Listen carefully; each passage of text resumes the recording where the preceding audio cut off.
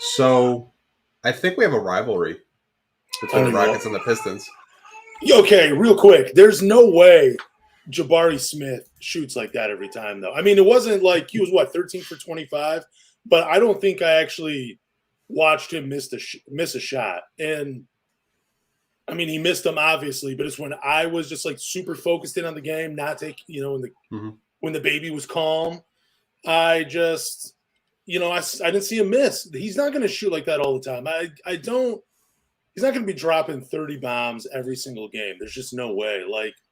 He's a good player. Don't get me wrong. He's a good player, but he looked like a future all-star in Summer League right now. And whoever that was for the Rockets fans talking about the young core, no Isaiah Stewart, no Cade Cunningham, no Isaiah Livers, don't toot your own horn yet, man. It's not a regular season game. Wait till the regular season happens, bro. I was more talking about him just talking shit to Cade. He hit a shot, and he's like, these guys can't guard me. I was just like, okay, I think this might be a rivalry down the road because, I know as fans we talk about it, but now the players are getting into it. James Wiseman dunked on him, said you're too small. Jalen Duren dunked on him. He was talking shit. So maybe the Pistons and the Rockets actually don't like each other. Yeah, I think he was talking about James Wiseman not being able to defend him. And then Asor Thompson, the 5th overall pick, locked him up, dude. I thought that was pretty awesome. Stripped him when he was down in the post. And I think they took it in transition and scored off of that, which I do want to point out, though, for the people that were saying, oh, it's crazy to think of Asor playing at the 4. Oh, look at the defensive versatility on that matchup. He has a 7-foot wingspan. In that length that he has, and he has some defensive chops after the first 2 summer games. I think we can all agree on that. But then you combine that with the length, you can see how he could defend multiple positions, including defending at that 4 spot. And I don't think it's crazy to think that he'll play some 4 during the regular season, depending on the matchup. He's very versatile on that side of the ball. Yeah, I just wanted to, talk about that before we do talk about all the topics that we do have. I think when I was doing the preparation sheet this morning, I found at least 12 topics that we can talk about, and this is going to be a really good show. We already got 50 people on this live stream, and we haven't been live for 3 minutes yet. So shout out to you guys for being loyal fans. We appreciate you. Yeah, real quick before we get started, shout out to the baby mama, aka the fiance, taking care of the baby. If you're always wondering why you never hear him crying, she's doing her duties. I shouldn't have said it that way, but she knows I'm joking. But anyways, yeah, she's killing it. So, yeah, shout out to her. Let's get this started, though, man. Since it's Summer League, let's talk about who we were most impressed with. We'll talk Game 1 and talk Game 2. Game 1, I'm going to start this off, who I was most impressed with. And I'm going to give it to Asor Thompson. I wanted to say James Wiseman, but we can talk about him too after this Game 1. But Asor Thompson not having a single play drawn up for him, still finished with, I think, 8 points, 9 rebounds, 3 blocks. I'm not sure about the assist. I think it was either 2 or 3. But overall, just a well-rounded game. Showed every tool in the tool belt. Looked confident. I mean, he even used his left hand on a drive, smart cuts to the basket. I love the one part of his game that I was just so impressed with is his rebounding. And not just the total number of rebounds, but how he was in the trenches fighting for him. He has a nose for the ball. There was a long rebound. Fifth picks don't hustle like that. And he was hustling right after it. I love that skill from Asor Thompson. He just impressed me so much because everybody that's listening to this podcast and watching on YouTube, that I was a little lower on the Thompson twins because they were coming out of the OTE. Boy, was I dead wrong. I know it's only Summer League and we don't want to get too hyped too early, but yeah, he impressed me the most after Game 1, man. But what about you, Anthony? I've been really impressed with James Wiseman. Not that, I didn't think he could be that type of player, but just his commitment level to get better. He slimmed down a lot. I was looking at an old photo in 2022 versus now. He slimmed down a lot, which I think is really going to help him. He's just been a menace down there, and I absolutely love that for him. I know he shouldn't be down there. Some people say that, but I love the fact that he's taking these extra reps seriously, and he's just been dominating, and I love that. Yeah, I was game 2 not as impressed with him. I know he had a pretty decent. I think he had a double game 2. I could be wrong about that. But in game 1, I was most impressed with, honestly, his defense, man, blocking some shots, going straight up. I still love the way he runs the floor. He hit a couple outside shots, which was really cool. He was taking those with a lot of confidence. I saw some tweets though saying he has done nothing that has done nothing so far in these 2 summer league games where he should be considered as a starter, even part of the rotation. He's no more than a third center. We'll get into that in a little bit, but I was impressed with James Wiseman, especially after game 1. He looked every bit of a number. He still showed the potential and why he was the number 2 overall pick. That's what I thought, at least. Yeah, I'm just happy for him. I'm happy that he's down there. I think he's done a good job. I thought Marcus Sasser had a really good first game. Obviously today he didn't, but he looked like a guy that could score the basketball. Like I said, like his crossover, I see so much Terry Rozier in his game, just like hitting that 3 with that cross. I think he's going to be a really nice bench piece for the Pistons. Assuming he can crack the rotation, maybe he will, maybe he won't. We don't know yet. We haven't seen preseason, but I thought he had a really nice game. Asar, I loved his first game. He, like you said, he didn't really have any plays drawn up for him, but he just made really smart basketball decisions, seemed really under control, didn't really try to force anything. And the only thing that I will say that is concerning is the shooting, but we knew that coming into the draft that was not his strong suit. He wasn't known as a shooter, but I think that's something he can work on. I know Overtime Elite had posted a 20-minute workout drill of him working with Kevin Ali. If you guys haven't watched that yet, I do encourage you to watch it. You can kind of see what kind of kid he is and what to expect out of him. I think Troy drafted the right guy, obviously, but the shooting just isn't there yet. But I will be patient and be hopeful that he can develop into a respectable shooter eventually. Yeah, I think he had 2 air balls tonight, but it didn't stop him from taking shots. It didn't stop him from playing his game. We've seen before NBA players miss a few shots, maybe throwing an air ball in there, and you can visibly see how upset they get and how it affects them for the rest of the game. Asar Thompson, he kind of looked like a veteran out there just a little bit. And I mean, I talked about it before we got into the opening conversation was, his defense, man. His defense is just that's huge, man. It really is. Like that and the rebounding for me, Asar Thompson is the real deal. But let's get into this part. Who are you least impressed with so far in Summer League? Before we jump into that, I do want to answer a question real quick, and then we can talk about that. Someone had asked us the Wemby question, and I did want to talk about it just for like a quick second. Like, what were your thoughts on him game 1? Because like we heard all the hype, best prospect since LeBron. I think he needs a point guard, definitely to set him up. That's why I was thinking about what Tony Parker had said on the Knuckleheads podcast, how he didn't want him to go to a team like Detroit, how, the young guys wouldn't, follow suit of Wemby. And I think Wemby is still going to be pretty good. I think there's definitely some flaws to his game. There's a lot of things he needs to work on. But if he had a point guard like a Cade Cunningham, someone that could set him up, could be patient with his game, in the right spots, I think he'll be way better. I don't think he would have had that type of game in game 1. Defensively, not really as concerned. You can tell he's patient on that side. He knows not to play too close to guys, but still knows how to use his length to make up ground when he plays off of guys. And there was one part that how the Spurs used them that I thought was kind of odd. They kind of used them like Kevin Durant. Put the ball in his hands, put him out on the arc when he was only shooting 29% from 3. You could tell he was struggling from there, but they were asking him to create for himself and create for others. At least I felt like that's when I was watching the game. And I felt like that was just too much for him right away. I felt like they should have tried to simplify the game for him just a little much. Like, again, putting a point guard out on the floor, someone that could create shots for him, I think that would have helped him out. But it is one summer league game. You could tell he was a little nervous. You could tell he was not used to that type of speed in the NBA. And I think he's starting to figure out that there are things he's not going to be able to get away with in the NBA that he could in the French league, like crossing people up, dribbling. That definitely needs to be tighter because he's so tall.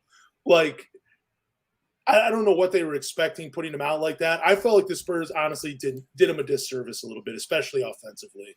But one more thing, definitely needs to add strength if he's going to post people up. But he should try to develop like a hook shot or some type of moves in the post where he can utilize his length and, where it can kind of mask, the lack of strength right there. But we'll see, man. I mean, I think they're playing right now, but I don't have the game on. Yeah, I think they were the next game because they talked, like the broadcast was talking about him while the Pistons were playing, which I kind of got annoyed with. But kind of piggyback off what you were saying, I thought all the hype that the media has been kind of giving him, he just had a huge target on his back.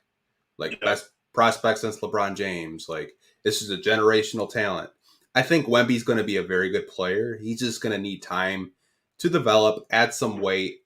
He's not going to be able to get away with all the stuff he was getting away with in the French league. You play some sort of center that's at least 230 pounds, maybe 50 pounds, 250 pounds. They're going to be able to just bully him because he just doesn't have that strength yet. But I think he'll be a good player. I'm not really going to overreact to one summer league game. I remember LaMelo Ball's first summer league game. He didn't score a single point, and he was okay. So that's just kind of my take on it. I think he'll be a good player. It's just I think the media just kind of put a huge target on his back. I mean, they're still doing it. Like, they had a picture of Isaiah Thomas and Kareem Abdul-Jabbar sitting next to the in-season tournament trophy. Yeah. Like, the kid hasn't even played, a full NBA season yet, and they're already crowning him as the next king. I just think it's just a huge target on his back. And I get why the NBA is doing it. I get why ESPN is doing it. LeBron isn't going to be in the league forever, and they need someone else to kind of just talk about every day. Yeah, I had a client ask me, they're like, who do you think was a better prospect? I was like, dude, LeBron James, bro. Are you kidding me? It's just the way he processed the game. He was playing with NBA players when he was like 15 and 16 years old and holding his own. Like, I've heard so many stories about LeBron doing that at such a young age. And I'm rooting for Wemby. They put a lot of hype on him, man. And, it's going to suck for the next – if he turns out to be like, let's just say, I think Kristaps Porzingis is a pretty good player in the NBA. If Wemby has a career similar to him, there's so many people that are going to hate that. They're going to talk so bad about him if he doesn't live up to this greatest of all time hype that the media has put on him. And it's so unfair for Wemby, man. Just let the kid play and see if he can figure it out. It really is. But I know you did want to talk about what was it, disappointments maybe in the summer league, or least impressed with in the summer league. Oh, okay. I'll let you go first, as I know there's probably a player you're looking at. You're like, man, this guy was trash. Well, I'm not going to say trash. I was just game one. I had the same sentiment as everybody else, and it was Jaden Ivey. I just thought, he played a little out of control, didn't know how to control his pace.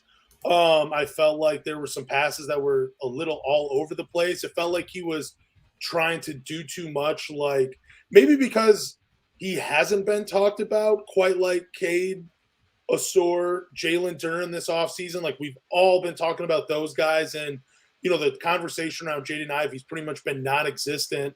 So I kind of felt like he was really trying to show out and say, hey, remember me? I was the 5th pick last year. I had a pretty good rookie season. But in that first game, he looked like a rookie, and he did not look like he was coming off his first NBA season.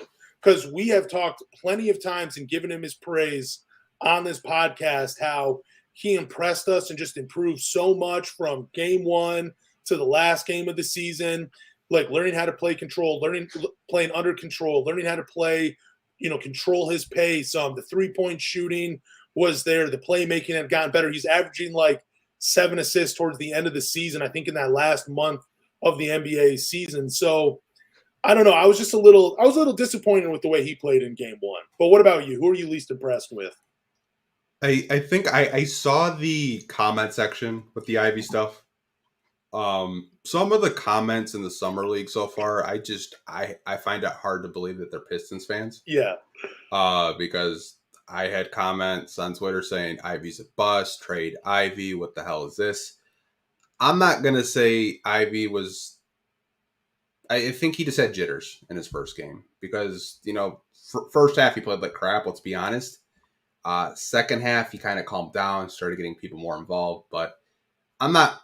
For me personally, he's not at the top of my list. I'm gonna go with Jared Rhoden. Ooh, okay. I think even though he is a two-way player, played a lot in the G League, I just really haven't been impressed with him too much. I think on the defensive end, he showed it. But offensively, I'm just like, I just want more because I've covered a lot of his G League games, and I know he's a better player than that. I just think he's forcing shots. He's just not locked in offensively. But for me, that's the one player that I'm looking at. I'm like, I know you're a better player than you're playing right now. Mm. Okay. Yeah, I would say, too, in game 2,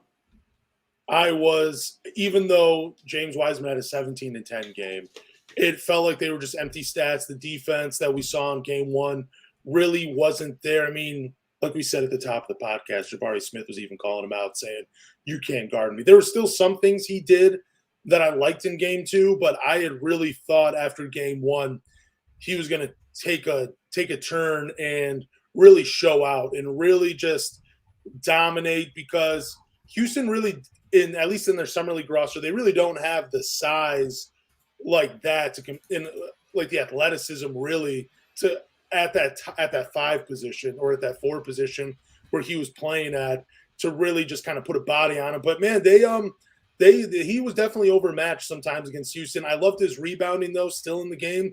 But compared to game 1, I was just least impressed with game 2, just because it didn't seem like the effort defensively was there.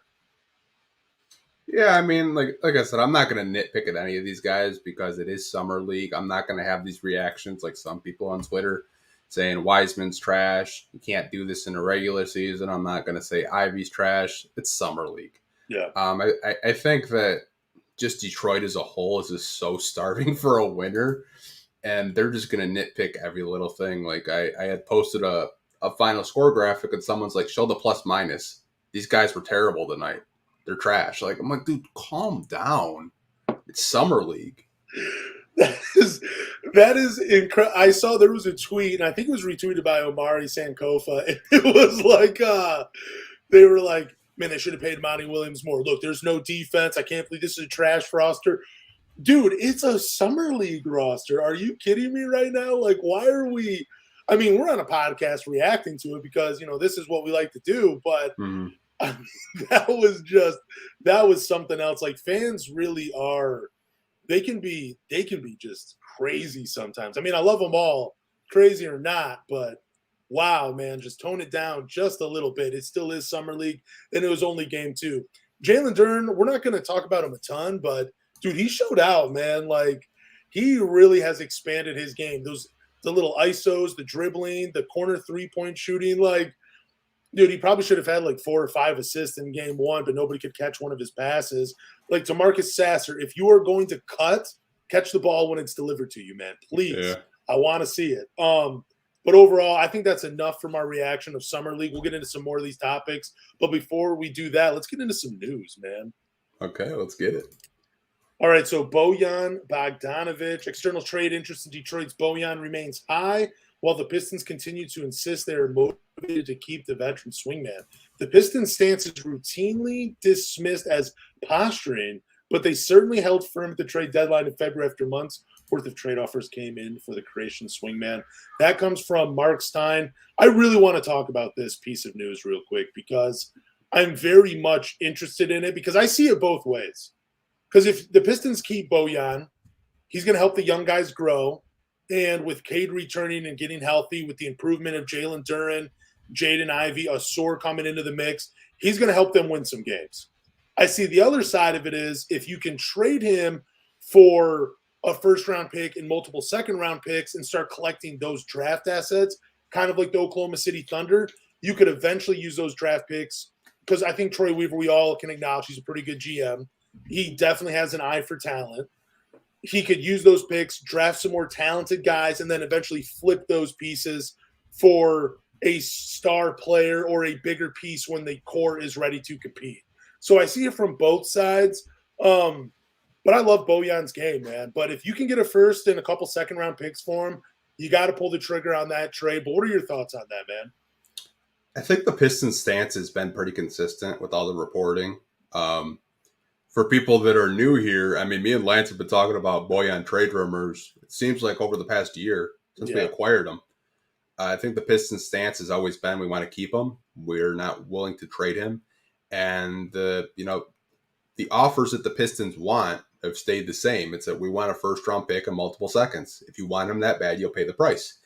And I think people listening or watching right now, they know that price is ridiculous. It's a ridiculous price to ask for. That's why the Pistons aren't going to trade him.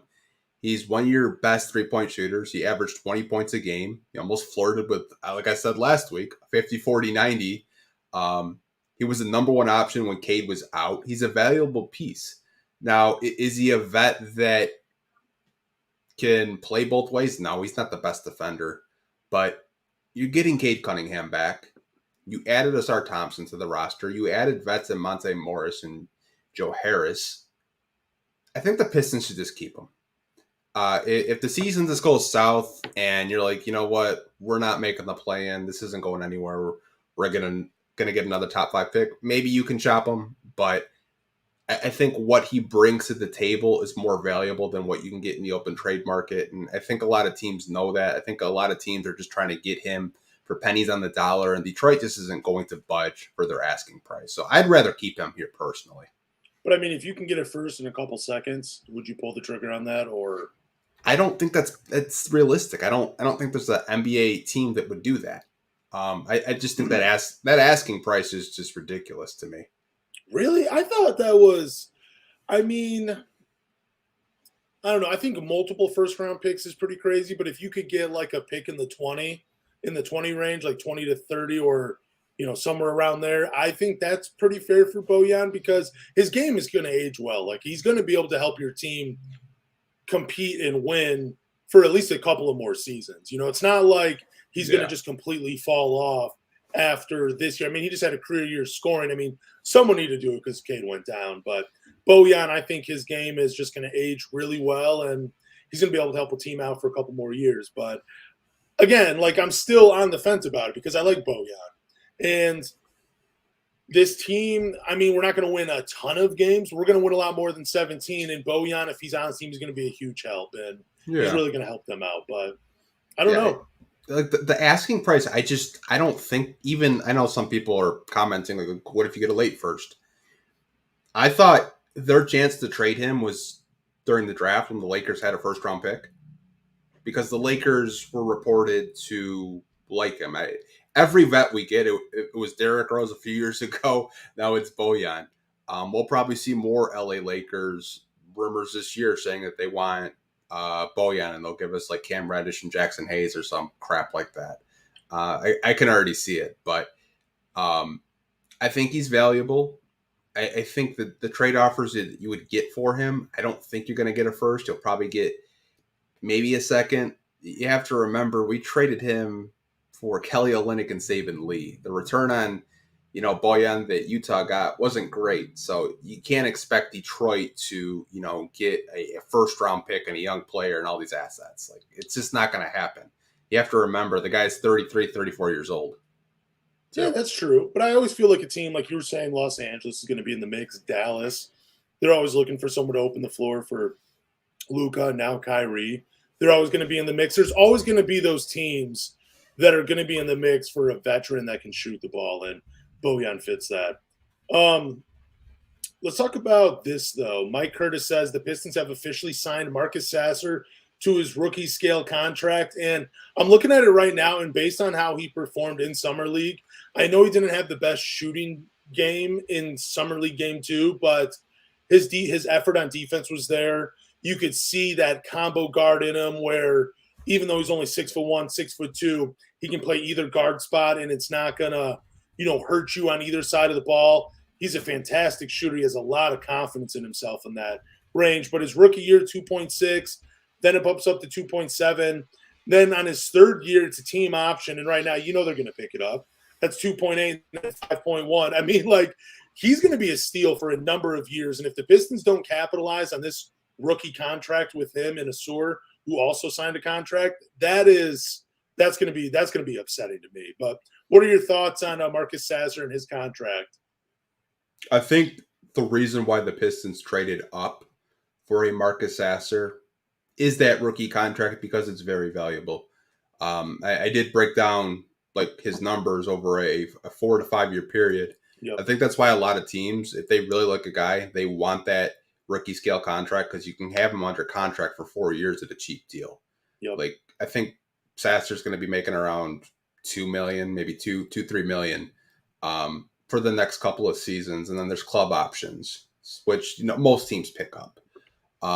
Loved it. I love the fact that they traded up to get him. Obviously, he did not have a good game today, but his first Summer League game, absolutely loved, and I think that's the type of player he can be. It's just a kind of a Alec Burks type, a spark plug off the bench. As for Asur, you could tell the CBA went up because you look at Jaden Ivey's contract and you look at Asur's contract. Asur's almost making $8 million as a 5th overall pick. Yeah. So. Man, he's getting paid. He's getting paid on a rookie scale. You bring up a great point, though, because if Marcus Sasser had been drafted in the second round, they would be paying him a little bit more money early, probably after his second year. They'd have to re-sign him because we just saw what Austin Reeves is making. He's making a little north of $12 million now, and he's stepping into his third year into the NBA. So smart move by the Pistons to go into the first round and draft him because then you can control that contract just a little more. It gives you some flexibility down the line. And like you were saying, man, he's going to be a spark plug off the bench, dude. It's so crazy because when I'm watching him play, my mind instantly goes to future 6 Man of the Year candidate. I don't want to jump the gun a little bit, but his game just screams 13 to 15 points off the bench at some point in his career, and he's going to look like a hell of a guard. I have a feeling there's going to be a lot of calls from other teams about Marcus Sasser in the near future, man. That's how much I believe in this guy. But yeah, Asur, same thing. I mean, man, yeah, he's making $8 million a year for the next 3 years. Then it jumps up to $11 million in his 4th year, and then $16 million in his 5th year, which that's pretty cool. Those are all club options and qualifying offers. But yeah, I don't know, man. Again, good thing that they have him under contract, man, because Cade's contract is coming up. Isaiah Stewart might be looking to sign an extension here soon. Jaden Ivey's contract will be coming up when these guys are in their 3rd, 4th years too. So it's going to be interesting the next few seasons, see how Troy Weaver manages all of this. Well, I'm glad you brought that up because we're talking about their numbers and we're talking about their contracts. If you, let's say hypothetically, you sign Cam Johnson to that 110, 120 million, you might have to say goodbye to one of your core players. Yeah. Because you got to remember, Cade Cunningham is probably going to sign a deal similar to a Tyrese Halliburton. I guarantee you Cade will be signing a $250 million rookie extension. I can see it already. It's going to happen. And what we did this year is we kept our cap space flexible going into next summer. So that is something, as a Pistons fan, if you're listening or watching, just take that in the back of your mind saying, okay, well, we just have a bunch of one-year rentals with Monte Morris and Joe Harris to keep our cap space flexible. And Bojan, because his contract's up after the end of this year too. That's that's $40 million almost between Bojan and Joe Harris. I believe they're at $19 million apiece, and then another $9 million with Monte Morris. It's Troy Weaver, man. He's a master at that GM spot, man. Even all the criticism he gets, you got to look. Even if he didn't sign your favorite player, look how much flexibility he's maintained on this team going forward. Monte Morris says he'll be wearing number 5. That's crazy. Do you think Alec Burke just gave him that number, or do you think it means they're trading him? I want to get into this because some people are already thinking that Alec Burks is going to get traded. which Monte Morris and Alec Burks are both on 1-year contracts for going into this season. I don't know, man. They're both going to be here for a year. Alec Burks could have said, yeah, you can have 5. I don't know if I buy that the Pistons are going to trade him for everything that they've kind of just said, like how much they like him as a player and a mentor for the young guys. But it's kind of interesting to me that Burks would give up his number to Monte Morris. I mean, he's never worn number 5 before, and the number he came into the league with is number 10. That is retired by the Pistons. That's Dennis Rodman's number. Let me see. What are his other numbers over the years? 13, 20, 8, and 18. He wore 5 in high school, though. Oh, okay. So did not know that. Flint Beecher, he wore number 5, I believe. Sorry, I was talking about Alec Burke. My bad. Oh, I was talking about Monte. My bad. Yeah, I was just pulling up Monte Burke's jersey numbers, and he came into the league wearing number 10, which is retired by the Detroit Pistons. But he's also wore number 13 and number 20 and number 8 and 18. What number do you think he'll go with out of those ones? 13, 28, and 18. Alec Burks? Yeah. I'm not sure, man. He could just like troll us and wear like 24 or something crazy like that. I have to think he's going with one of his old numbers. I want to see him go with number 18. Let him wear that. That's an interesting number. It's unique. You don't see it that often. Let him wear number 18. I don't want him to wear that Corey Joseph number. Oh, yeah. I forgot Corey Joseph wore that number. How can you forget Pistons legend Corey Joseph? He's not on the team anymore. He's with the Warriors of all teams, which is hilarious. He's trying to get there. He's trying to get another ring. I get it. I don't blame him. Okay, forget 18. So it's down to number either 8 or number 20. Go with number 20. I wore that number in high school as well. So do me a favor, wear one of my numbers. Do you buy the rumors though? The fans are like trying to speculate that the Pistons are going to get rid of Burks because Monte is going to be wearing number 5. I mean, it wouldn't surprise me. I think it because we're seeing how Asor plays. We know he's gonna need minutes his rookie year, either at the 2 or the 3 spot, even at the 4 spot. I'm totally buying into that. Marcus Sasser, like we've been talking about a little bit, he had a good game 1. He showed his offensive game. There's almost no need if you're gonna keep Bojan and Joe Harris as your veterans. There's almost no need for an Alec Burke because he doesn't have the size to play at the 4 or the 5, obviously. So he's either playing 1, 2, or 3, but he's not taking minutes from Cade. He's not taking minutes from Jaden Ivey. And the way Asor has played, you're going to want to give him as many minutes as you possibly can when the regular season starts because he has shown he can really play. You just brought in Joe Harris, a career 44% three-point shooter. I don't think the Pistons brought him in just to be an insurance policy. And if the Pistons stay true, they're not trading Bojan. There's just not enough minutes to go around for an Alec Burks. And I think he's still at that point in his career where he wants to play and he still has value. So, yeah, I'm going to buy those rumors and say that he might be on his way out. Like I said, it's just speculation among fans. Like, this was a Facebook post off of Monte Morris, and I'll be wearing number 5. So I had saw it on Twitter from one of my followers, and I was like, 5's already taken. But like I said, they could have swapped it. He could have bought it from him. Could have just been a nice guy like that. It's not like Andre Drummond. I guess Torrey Craig asked to wear the number 3, and Andre Drummond's like, hell no. Yeah, one only offered him $500 for a jersey number. Dude, like, come on, what? Like, I'll wear any jersey. You give me $500, I'll switch my number to 99. I don't give a shit. I think there was one NBA player where they paid like $30,000 for a jersey number. It's crazy, man. Like, I don't get it. Like, some people get really weird about jersey numbers. Hey, I mean, dude, when you're that high level of an athlete, you got to believe in some type of superstition. You know what I'm saying? Like, I guess you need to have think about it. Cade wanted number 2. He asked the Dailies if he could bring that out of the rafters to wear it. So, why not? I mean, I'm totally buying into it. But yeah, I don't think Alec Burks is in love with really any number because he's wore so many different kinds throughout his career. Right. We have one last piece of news. The Detroit Pistons renounced their rights to Rodney McGruder, Corey Joseph, and Hamidou Diallo. And that just means they're giving up their bird rights, right? Like, so that means, or what does that even really mean? So they're renouncing their rights, basically saying they're not on the roster anymore. Because Corey Joseph had already signed. He already agreed with the Warriors. So the Pistons had to renounce his rights. They renounced the rights to Hamidou Diallo because there's just not really room for him on this roster anymore. And plus, you know, it does open up. I'm not sure if it does open up cap space, but I think it does help release the bird rights, like what you were saying. And then Rodney McGruder, like if he wants to come back, cool. If he doesn't, hey, like we have a lot of vets on this team now.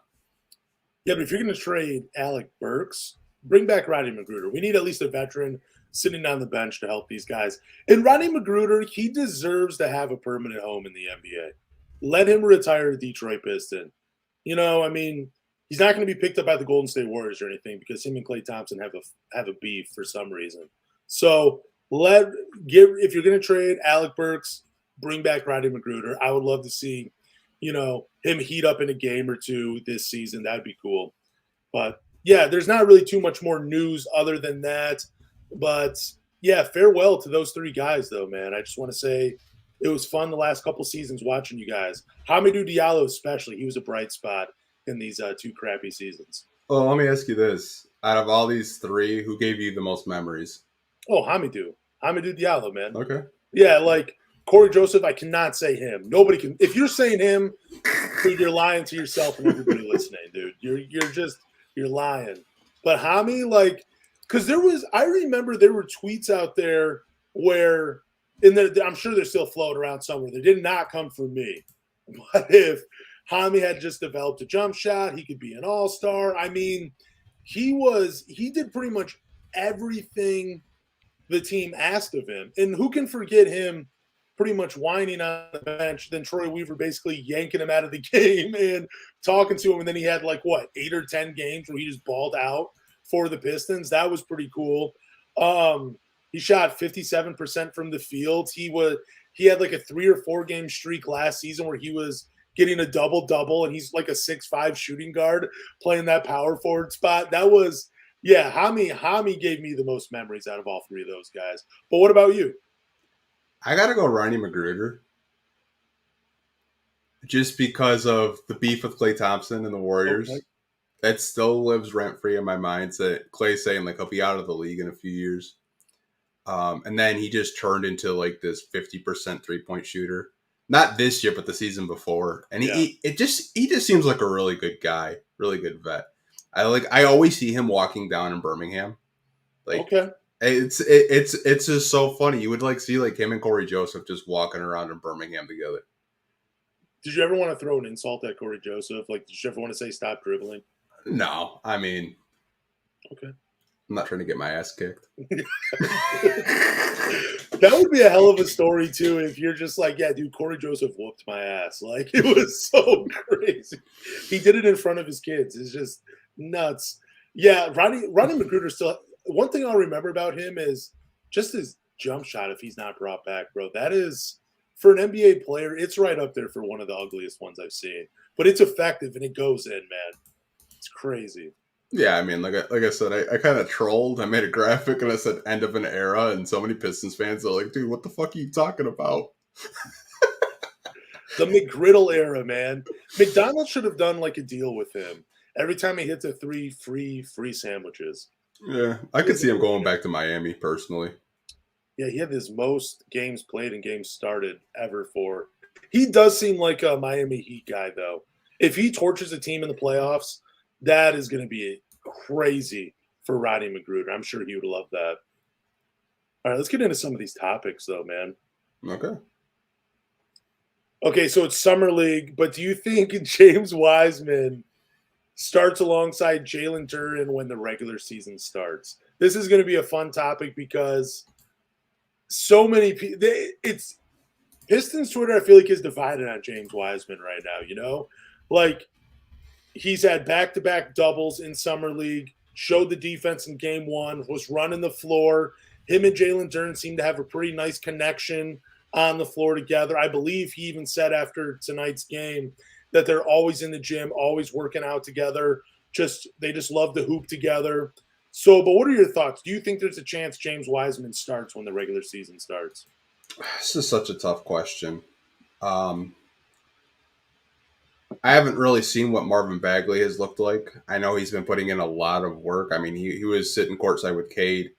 He literally had like a summer run and a workout with his trainer, Stanley Remy, who, if you guys don't know who that is, he's actually the same trainer as Andre Drummond and Dwayne Wade. Really popular NBA trainer. I think Bagley, you could argue, could be the starting four. You could also argue Isaiah Stewart as well. I think Wiseman, to me, would be the first center off the bench. And I think Durant should be your starting center. I think there's a debate whether who should start at that 4 spot. I know last week we were getting into it with some fans watching live on YouTube saying Bagley should be the 4. We were both saying that Isaiah Stewart could be the 4. But, I mean, It's just healthy competition at this point. I mean, whoever wins the spot wins the spot. I'm not really going to get into debates who I think should start at the 4 because I know half the people listening could really give a fuck what I have to say. Same with you, man. They just feel some way. But I don't see these two being a power forward center combo. I see Wiseman being your first center off the bench personally. I mean, ideally, I see him being the first center off the bench, but let me just say, I think it's Isaiah Stewart's spot to lose. I think he's the 4 going into the season. I think there's a small chance that Bojan starts at the 4 and Asur starts at the 3. I do think that could potentially be a starting lineup. But I think James Wiseman has the athletic ability, the mobility, and he's starting to show flashes of an outside shot where he potentially could be a starting 4 at 7'1". Like, I would not hate that at all. I mean, again, the effort wasn't really there defensively, and it seemed like he was getting a little tunnel vision offensively where there's a couple shots that he forced in game 2. But I think he looks a lot better in Summer League than he did even at the end of the regular season. Like, I think he's already made some improvements. I'm going to go ahead and say he doesn't start when the season starts, but I'm going to say this. I think at some point during the season, you will see James Wiseman start along Jalen Duren in some meaningful Pistons games because Troy Weaver still wants to do the 2 big lineup, and he traded fan favorite Sadiq Bey he didn't trade him directly for James Wiseman, but Sadiq Bey left and James Wiseman was brought in. And I think James Wiseman is the guy Troy Weaver wants to start in the front court with Jalen Duren because of the size, the athletic ability, the mobility, and now he's starting to show us flashes of an outside shot. If that outside shot stays consistent, James Wiseman will be the starter on this team at some point this regular season. Yeah, I mean, I'm not saying that it can't happen because anything's possible. I look at James Wiseman, and I had mentioned it last week. I kind of see a little bit of Chris Bosh. Okay. Like, maybe it's just his shooting motion that reminds me of Chris Bosh a little bit, but if he can develop a perimeter game like Isaiah Stewart, then you could have that conversation. But I think it's just so much of an unknown right now if he can, knock down a 3-point shot consistently. But you have to remember, I think he's only 22 or 23. I think there's still a lot of room to grow. But again, I think it's Stewart's job. Some people in the comment section joked and said it's Christian Wood because he was sitting next to Monty Williams and Troy Weaver game 1. And people were speculating because Christian Wood is just getting vet minimums. That's the most he's gotten, I guess, in free agency. So that's something we can keep an eye on and maybe talk about later in the podcast. But I think it's Stewart's job to lose, and whoever wins it at the end of the day. Yeah, I mean, I could see, like, I've talked about this before on a couple episodes now, and I'll say it again.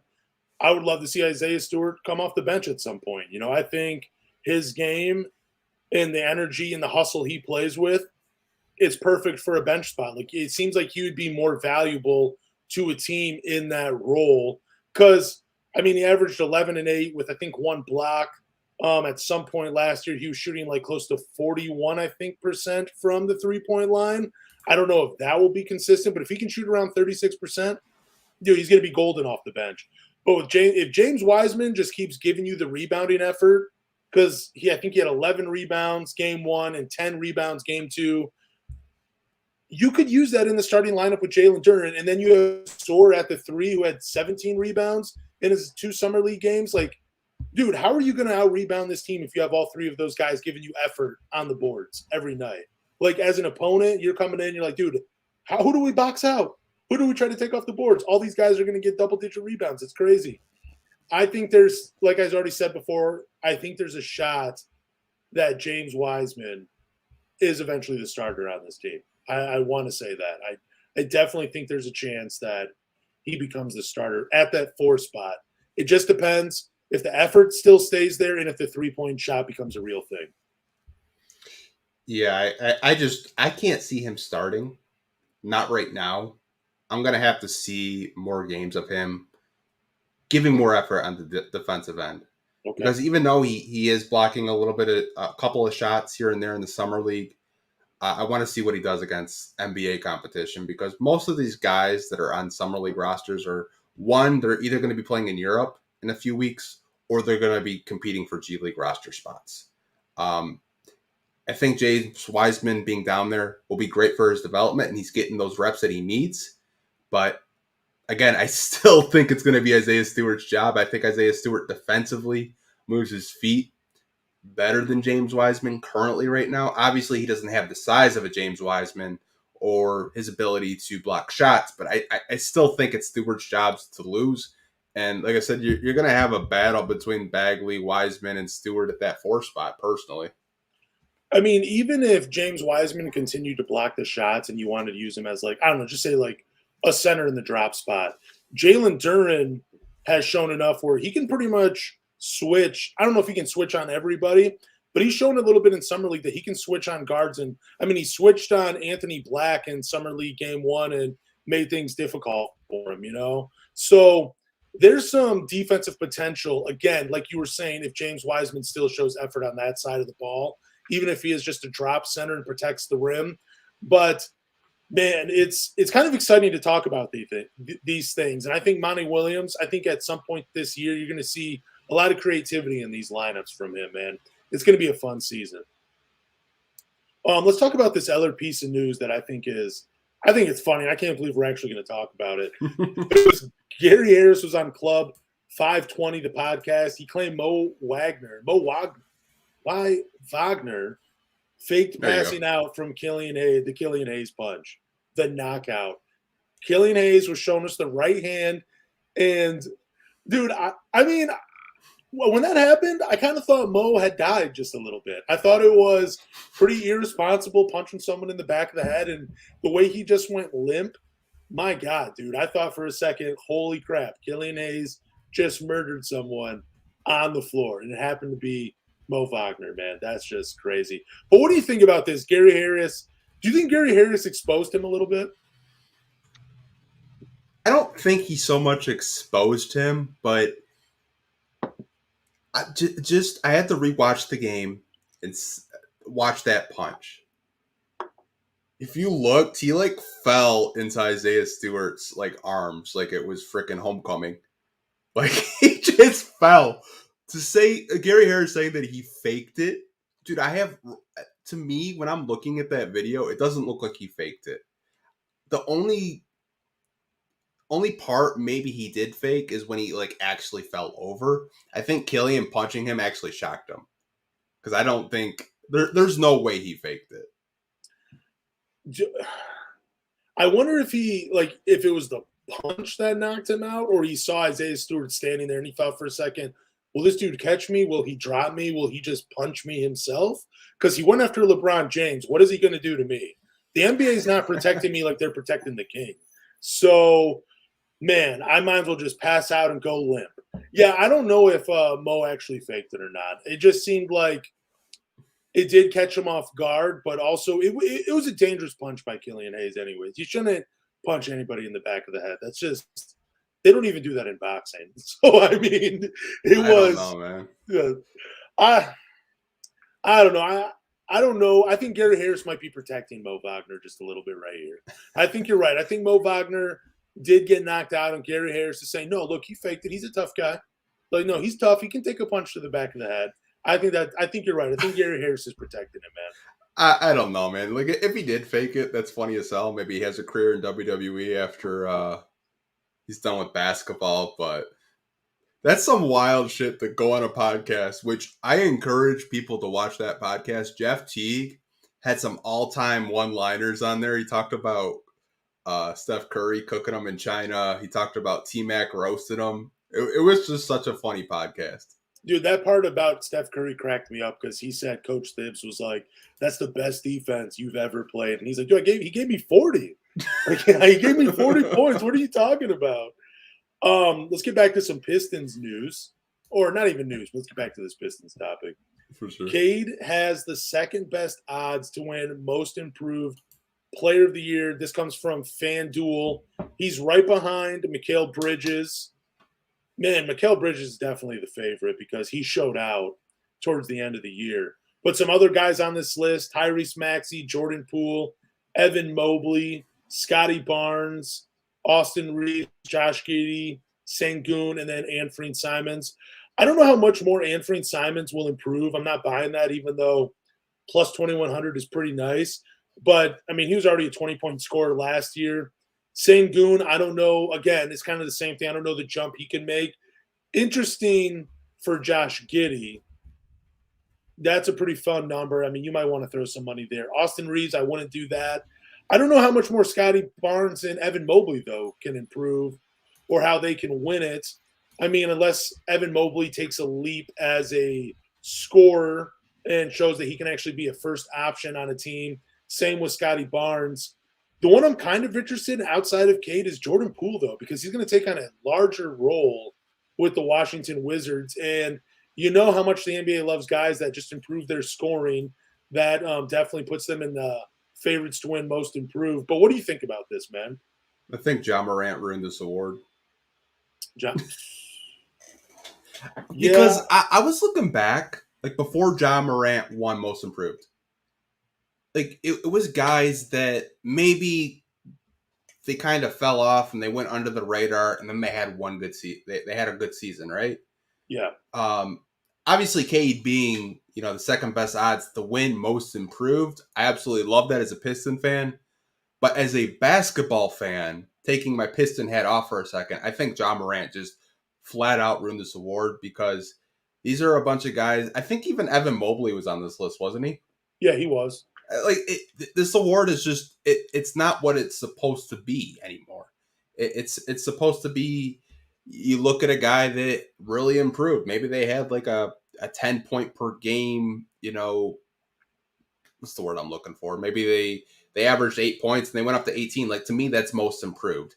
Not a guy that went from like 23 to like 26. To me, that's not like Most Improved. Like, to me, that you should put him in that MVP conversation, not Most Improved.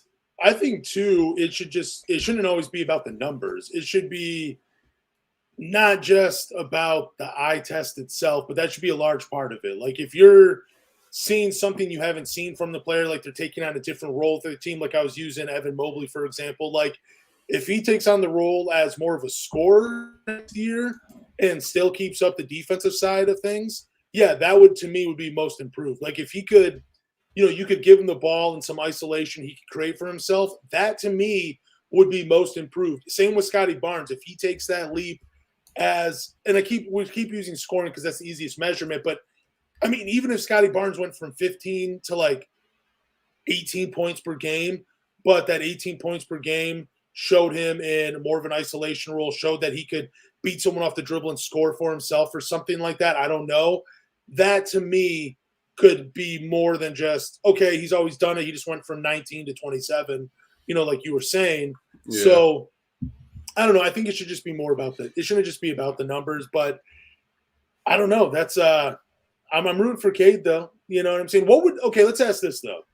What do you want to see Cade improve on though as a player coming into next season? Turnovers for sure. Okay.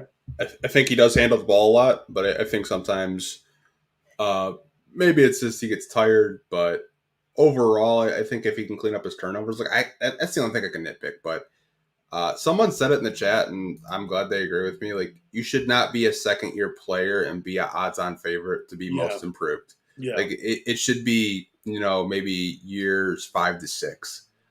Like I said, I think that I love John Morant, electric player, love watching him play, but I do think the award kind of got watered down after he did win it. I even think Julius Randle won it too at one point. So it's just not the same award, and I kind of blame the media for that. And we've talked about the media and their kind of favorites that they have already. Like, I think Victor Wembanyama was a negative 200 for Rookie of the Year already. So, I mean, pretty crazy. I mean, I remember when Jermaine O'Neal won it because he went 4 years averaging less than 5 points per game for the Portland Trail Blazers. And then he goes to Indiana, bumps his scoring up from 4 to 12, but he's also averaging 10 rebounds. But then he takes another leap, averaging 19 and 10 with 2 blocks per game and really becoming that franchise player for Indiana. That, to me, is a most improved player of the year. Like when you take that type of leap over consecutive years, I never bought into it just because a rookie went from averaging like 10 points per game and showed a little scoring, but then he got like to 30 points per game and he bumped his scoring up tremendously. Yeah, averaging that to me is not a most improved player. That is you just getting more of an opportunity to showcase your abilities. But I hope they eventually. Same with six man too. I hated that it would always just came down to the highest scorer off the bench. Yeah, because it's like Lou Williams and Jamal Crawford every freaking year.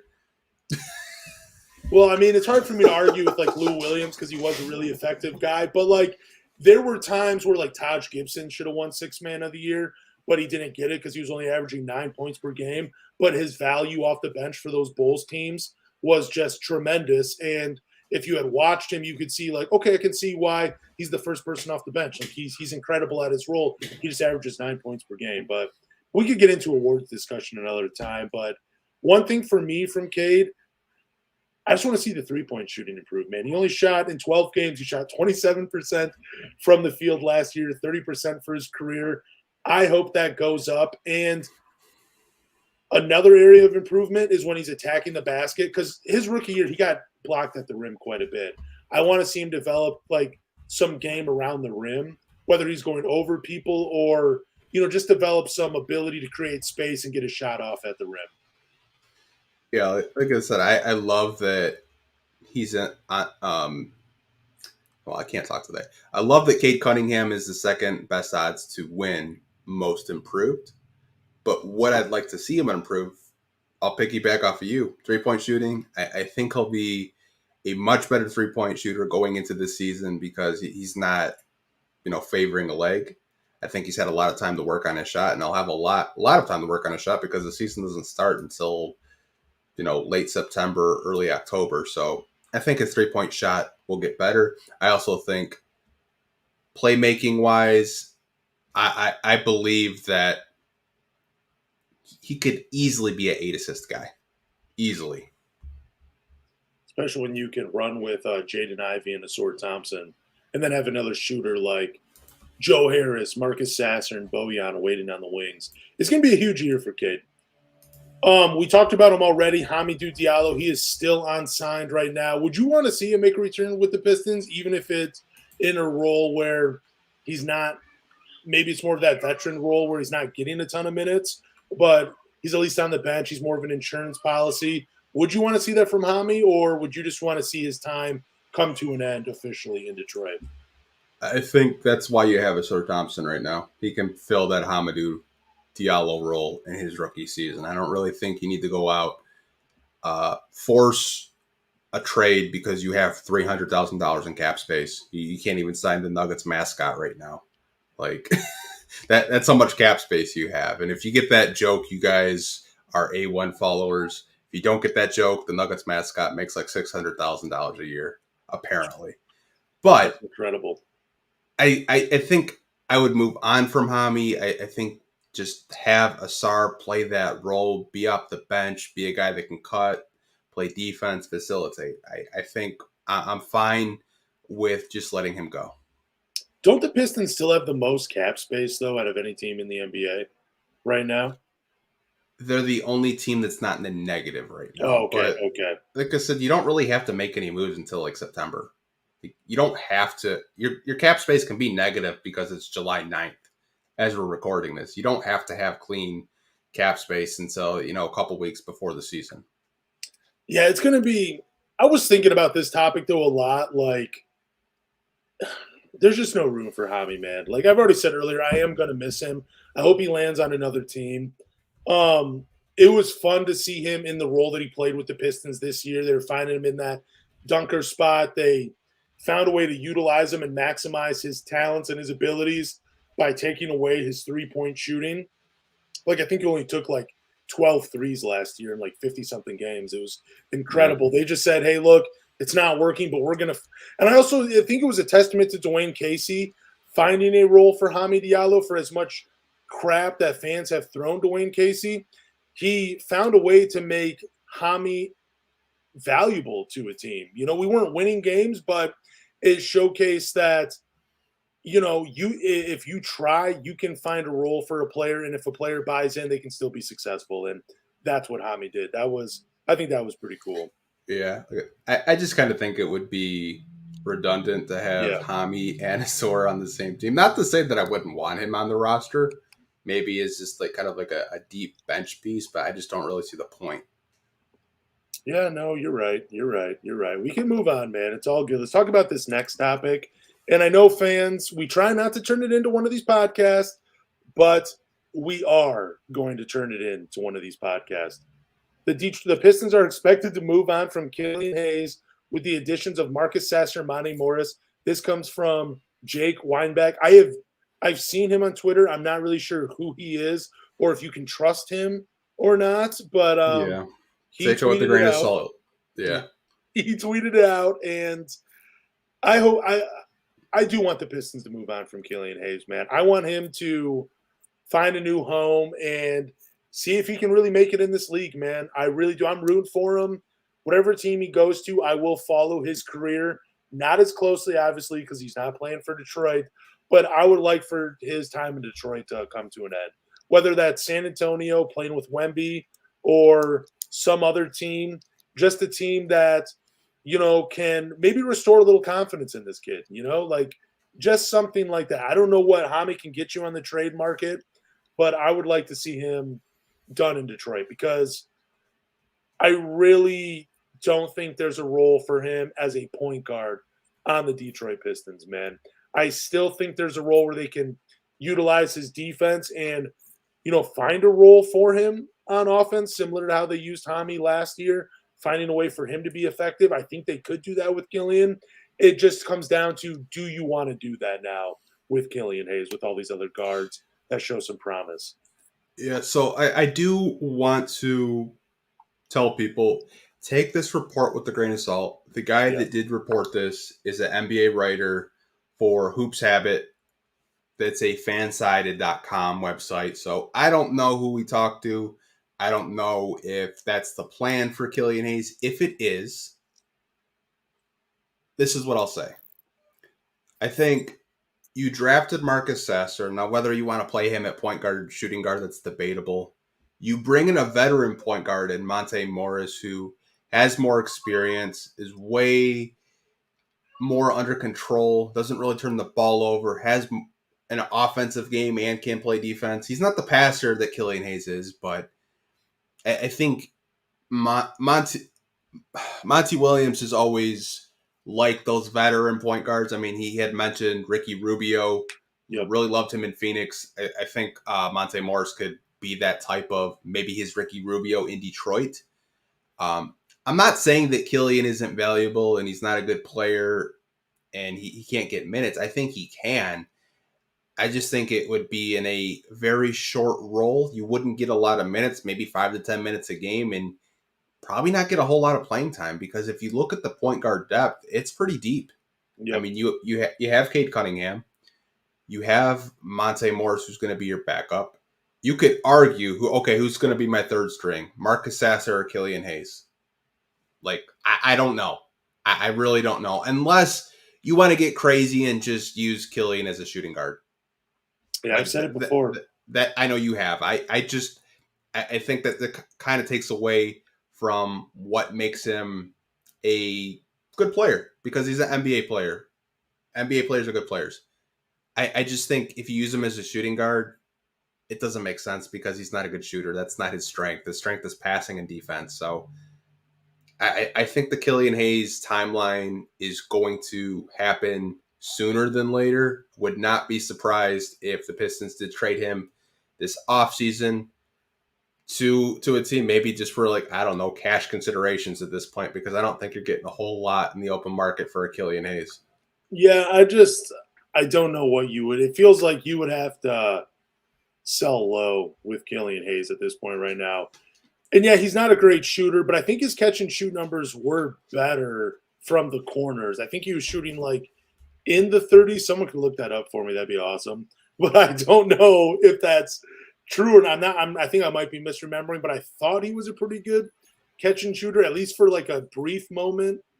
But his defense, yeah, that's top notch. We've seen him defend point guards all the way up to 4s and 5s. You know, like, yeah. I remember his second season. I think it was his second year where he kind of locked up Evan Mobley for a little bit in the post. You know, like, he definitely has some abilities. He's in the NBA for a reason.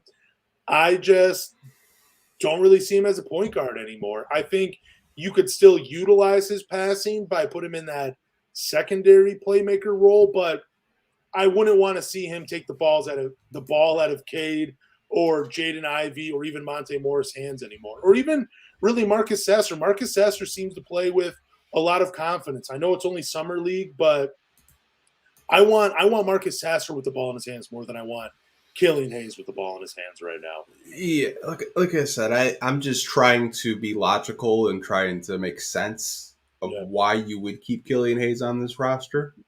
I think as a defender, he's a plus, but offensively, he's a negative. It's like playing 4-on-5 because his offensive game just hasn't. It's not with his defensive game yet. It's just it hasn't developed. It's probably developed the most since he's come into the league this season. I think he got up to 10 points a game, but I think Monty is really gonna like a veteran point guard like a Monte Morris, just because he's been there. He's got a good track record. He'll be able to score points if you need him to score points. He'll be able to facilitate if you need him to facilitate. And he's just a veteran point guard that you can trust. I just don't think they're willing to be patient with Killian to be the backup point guard, because that is a big role. I know a lot of people think that, being a backup point guard isn't really a big role, but it is. It's a huge role, and maybe the Pistons just don't feel comfortable with Killian being that backup point guard as of right now. I mean, he can still develop. There's a guy by the name of Chris Dunn. He came into the league at 22 years old, more of a defensive specialist. I mean, he was a pretty good scorer when he played at Providence, but another guy, he was a top 5 pick, kind of roughly the same size at 6'3", 205. I think Killian has a little bit more height on him, especially if you throw in the hair. But, this is a guy, he's bounced around the league, started in Minnesota, played in Chicago for 3 seasons. Then he's played for Atlanta, Portland, and then Utah this past season, where he averaged, in 22 games, he averaged 13 points, 5 rebounds, 6 assists with a steal while shooting 47% from the three-point line, even though he's a career 31% shooter. It was only on 2 attempts per game.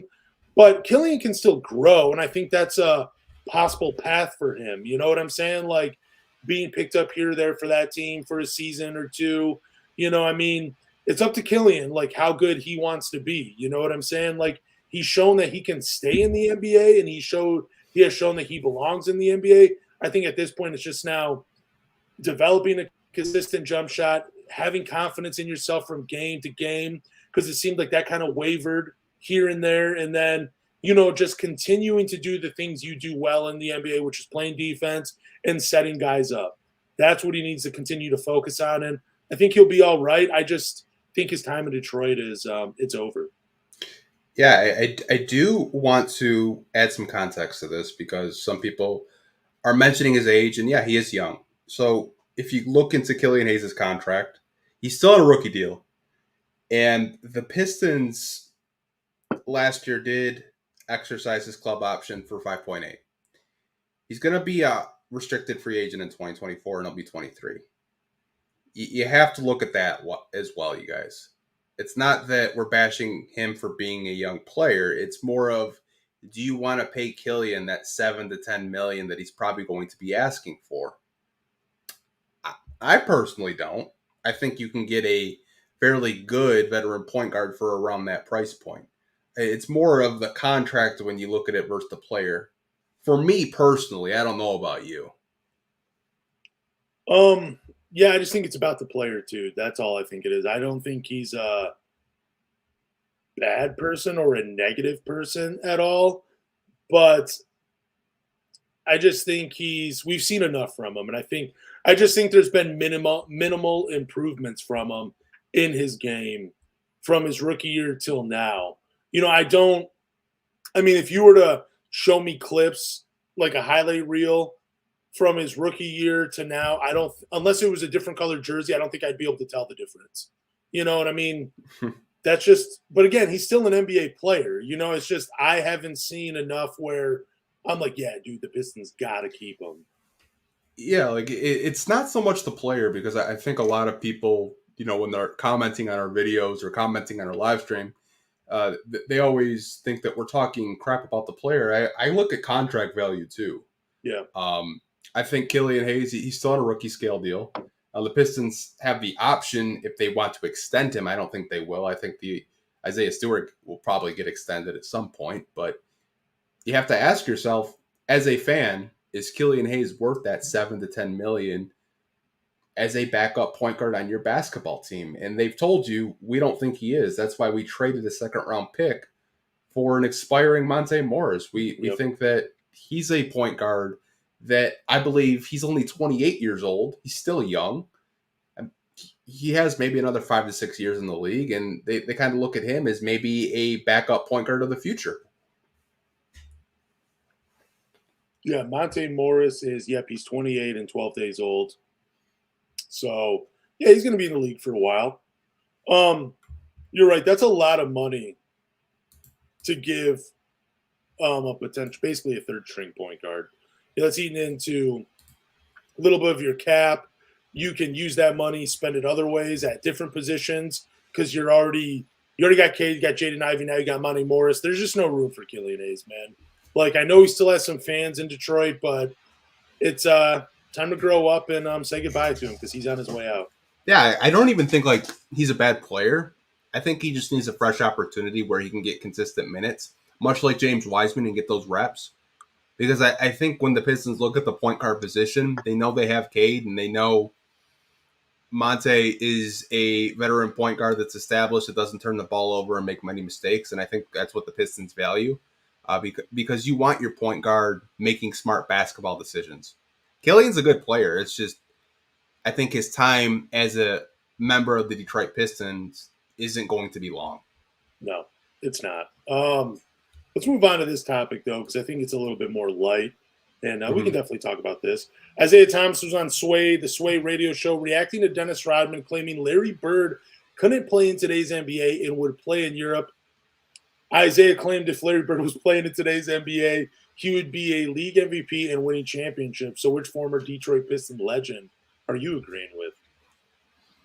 I feel like you would have very strong opinions on this topic. That's why I did put it in the preparation sheet. So I want to hear from you first. Who do you think is right in this debate over Larry Bird? I tweeted out that, dude, Dennis Rodman's crazy, bro. Like, Larry Bird would still be a killer in today's NBA. There's more space. You got to go watch some older highlights of him. He's a really good athlete. Like, I mean, he's not winning dunk contest or nothing like that. But when he was in his prime, he could run the floor. He could dunk over people. He was a smart player. Like, I love watching Larry Bird highlights. I love watching Magic Johnson highlights. I think both of those guys would be great in today's NBA. And Larry Bird, at the end of the day, just knows how to win basketball games, man. He's a smart player. Look at Nikola Jokic, man. I don't always love that comparison because they both play different positions. but there are some similarities in the game. If Nikola Jokic can do it in today's NBA, Larry Legend could do it in today's NBA. He would just be an absolute killer in today's NBA, man. It would be so much fun to watch. And yeah, Dennis Rodman is just absolutely crazy, man. I love Dennis Rodman. I would love to talk to him at some point, but like, yeah, I don't know what he was trying to get by saying that about Larry Bird, man. So I listened to both sides, and they both played against Larry Bird during his era.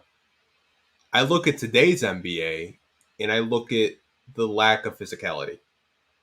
I look at the no handshake rule. I look at unathletic guys like a Jokic that just cook. I think I'm going to agree with Isaiah Thomas on this one. I think if Larry Bird was in today's NBA, he would be probably top 5 in scoring. I don't know if I would go as far as to say that he would dominate the league like Isaiah Thomas, but I think he would be one of the top players in the NBA. I mean, the guy won a 3-point contest in a freaking tracksuit, for God's sake, man. Like, the guy was cooking. I think Rodman is just talking crazy as usual. I don't know. Like, he defended him throughout the playoffs. You would think if Rodman does still watch basketball today, that Larry could go out and dominate these guys. Yeah, I still don't know why Dennis Rodman said it, man.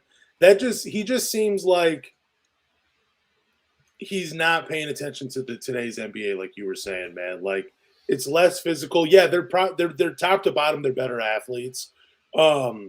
Just because of like the training, the nutrition, all that other stuff that goes into it.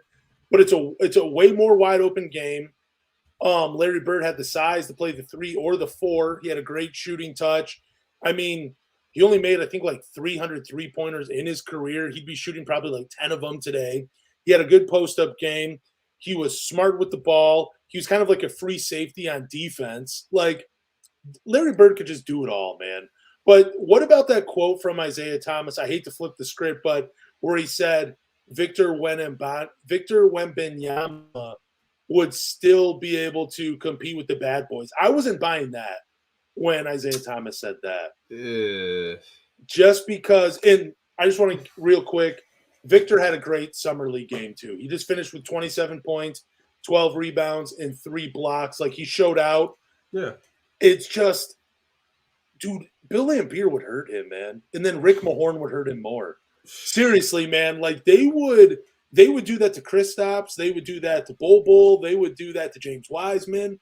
They were out there to hurt all the guys in the 80s were out there to hurt each other.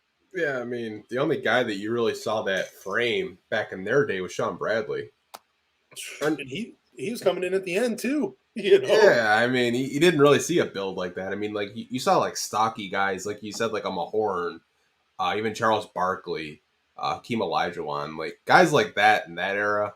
I know Hakeem Olajuwon was kind of, like, late 90s, but I hate comparing eras because it's so hard. Could Victor adapt with the physicality? Probably. He's a smart basketball player, but I think the reason why I brought this up is because it's two sides of the fence with Rodman and Isaiah. I think Larry Bird could play in today's NBA. I don't think he'd be playing in the Euro League at all. I think it's crazy to even say that. No, I mean, I agree with you. I think Larry Bird, like I've already said, he would dominate in today's NBA. But, I mean, if you were to pick up the bad boys and just said, hey, we're just going to let them play the way they played in today's NBA, there's not a lot of guys that are going to survive, man. Like, especially, like, I've already talked about Bill Laimbeer. I wish the NBA would show the other side of his game, like the more finesse side, where he was shooting threes, where he was a good post player. Like, he averaged 13 rebounds per game in the 80s. And I think he was an all-star as well. But, dude, a lot of guys couldn't take a hit like that in today's NBA. It's just not the way we play basketball anymore. I thought it was, as much as I agree with Isaiah Thomas on the Larry Bird comment, I have to disagree with him with the Victor Wembanyama one, just because he is so young, and it's just nobody wants to play basketball that way, man. It's just crazy. Yeah, like I said, we can move on to the the final two topics, is I think this next topic is going to trigger some Pistons fans for sure. Oh, it will, because every time we bring up his name, people are like, why did we pass on him? But it's Devin Booker. And is he trolling Pistons fans wearing Detroit? At this point, I don't know if I would call it trolling, but you can tell he's a fan of Detroit sports, whether it's the Pistons or the Tigers or the Lions or the Red Wings. I got to admit, they also have some pretty cool logos. So, and I could see why anybody would want to wear that stuff. But there might be like a small level of trolling from Devin Booker, but I also just think he grew up a fan of those sports teams and wants to represent. So I'm going to go ahead and say he's not trolling. He's just a fan of Detroit sports. Yeah, we could say that. It's just he was hooping with D'Lo and Obi Toppin, and he was wearing a Detroit Tigers hat backwards. I mean, we've seen him wear Lions hats, Red Wing jerseys, Red Wing hats. Obviously, he's proud to be from Michigan. And like you said, he likes the sports teams. And the Red Wings have, in my opinion, one of the best logos in sports. But at some point, it does feel like trolling for me anyways. It's like, dude, you have a super team of Kevin Durant, Bradley Beal. Like, I would be like decked out in Phoenix gear, but that's just me personally. But maybe he's just proud from where he is. Grand Rapids, not Detroit, by the way. Yeah, can you imagine him wearing a GVSU swag? Like just wearing some Grand Valley State apparel? That would be pretty wild. Like I would love to see Isaiah Livers wear some Western Michigan gear. I mean, it will never happen, but a little Bronco across his chest, that'd be pretty cool. Yeah, I would. Man, it would be – I'll just say this. I would – dude, it would be a sweet homecoming if Devin Booker eventually played for the Detroit Pistons. I don't know if it will ever happen, but, man, the way he represents the state and, because he's proud to wear that gear like we were just saying, it would be pretty cool to have a homegrown talent, like an all-star. Because you know how proud I am of Isaiah Livers. Like, I love talking about how we're from the same area. And he plays for the Detroit Pistons, but have a superstar like Devin Booker doing it, that would be pretty cool, man. And now we got Monte Morris. Bring him home, Detroit. Yeah, I think if Phoenix doesn't work out, maybe he does come home. Maybe you do facilitate a trade because they're going to get into that second apron with all those max contracts that they have. It's not going to last. Like, the Suns are all in. They're trying to win a chip. Obviously, with trading for Durant, getting Beal, now you have Booker. You trade Chris Paul away. They had a great offseason, but we'll see what happens. Maybe a year or two down the line, Phoenix has to blow up, and maybe you do have enough draft capital or picks, rather, or draft picks that you could trade to Phoenix when they want to rebuild. You never know. What if Jaden Ivey's been thrown in the trade? I'm not having that conversation right now. Okay. I mean, that would be pretty great. They're just like, okay, give us Jaden Ivey, Marcus Sasser, and I don't know who else you could throw in there, but that would be, that'd be tough. I'd probably do it. Who wouldn't want to have Devin Booker? Could you imagine if they traded Ayton and Monty still coaching? That would be pretty funny. That would just be like comedy, but I know we're talking crazy and going wild right now, but like that would be like the dream. Like Booker or Jaylen Brown would be like my dream. Dude, give me Devin Booker all day, man. Final topic on the Paul George podcast, the podcast P. Draymond Green says Jared Jack was his number one veteran.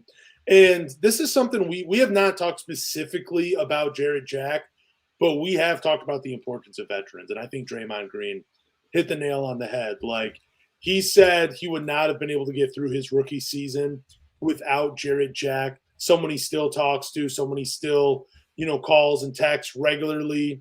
I think it's just so important. And like a lot of the last couple seasons when Ronnie Magruder was on the roster, you saw a lot of fans say, why are we giving this guy a roster spot? Why are we doing this? Why are we doing that?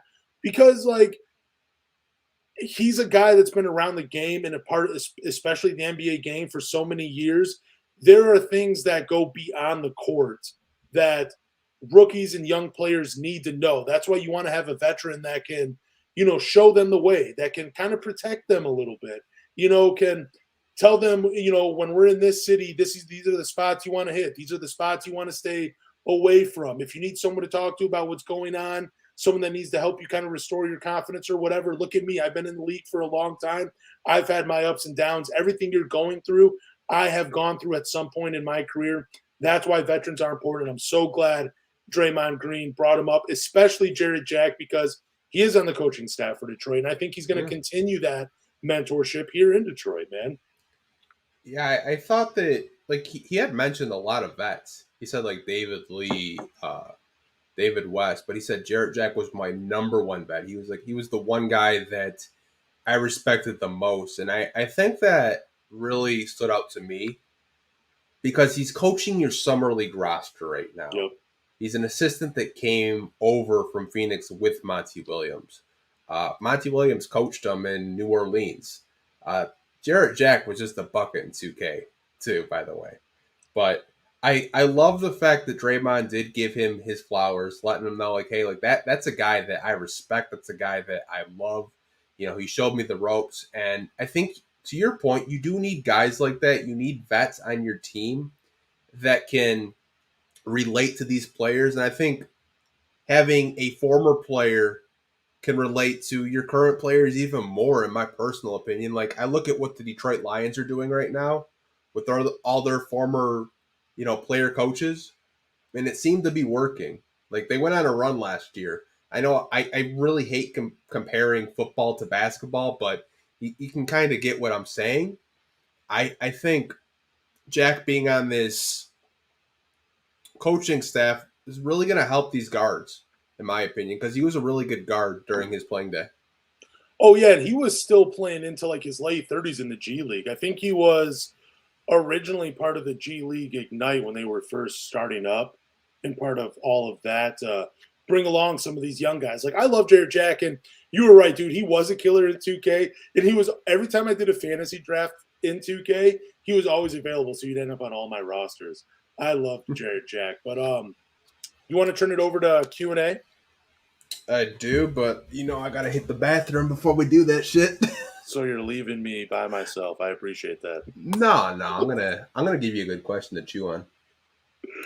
So this is a really good question. We're talking about it because it was Christian Wood earlier, and I'll let you answer that while I take a piss, and I won't flush my toilet because apparently people can hear that.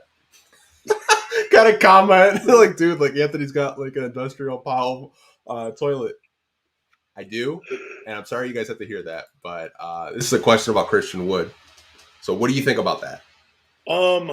Man, Christian Wood.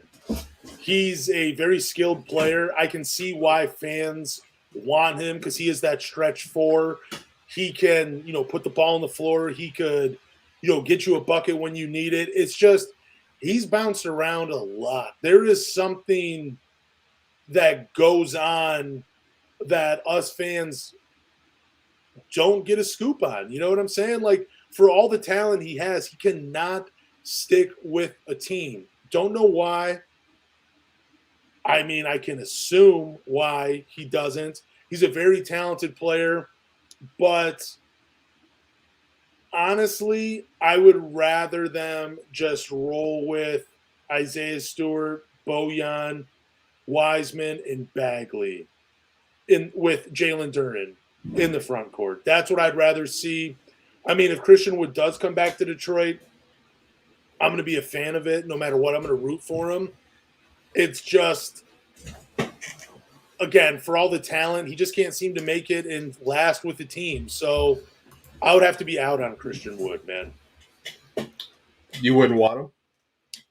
I mean, I would want the game and the player. I just, like I was saying, like I don't know why Christian Wood can't stay on teams, man. I don't know why he bounces around the league so much. Like, is it because he has a poor attitude? Does he want, does he not want to earn it? Is there grumblings? Is he not a good locker room guy? Does he think of it? Does he value himself more than what the team values him as? Does he take plays off? Does he take away from the game plan? I don't know, but he is a very talented player. I mean, I think he actually has all-star talent. He just doesn't have an all-star attitude. So it would be an out for me, man, especially with the young guys.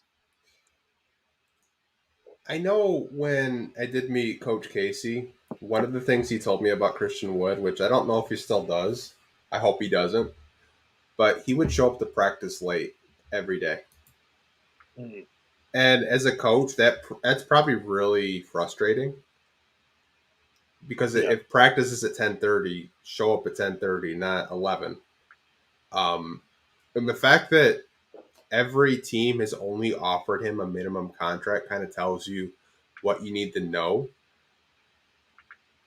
I wouldn't hate it, but at the same time, it's like your front court is so log jammed. Like, is Christian Wood better than what you could put at the power forward right now? I guess that's debatable whether you want to debate who's better between Isaiah Stewart and Christian Wood, but I think to your point, I'd probably be out on him. I mean, I think if you were to set all the guys up, if you were to say, hey, Christian Wood, go play Isaiah Stewart one-on-one, I would put my money on Christian Wood. You say, hey, Christian Wood, go play Bojan one-on-one, I'd put my money on Christian Wood. Go play against James Wiseman or Marvin Bagley, my money's going on Christian Wood. He's that good of a player. It's just if you're showing up late for practice, if you're pouting when you're on the bench, if you're not really a professional, and that's kind of seems like what it is, stay away from the young guys, man, because we already have those stories of Jalen Duren and Jaden Ivey setting the tone by getting to practice early, getting everywhere early, and showing guys this is what it takes to be a pro in the NBA. So some of those guys will gravitate towards that positivity, and then you bring in someone like Christian Wood who's like, no, I do things my way.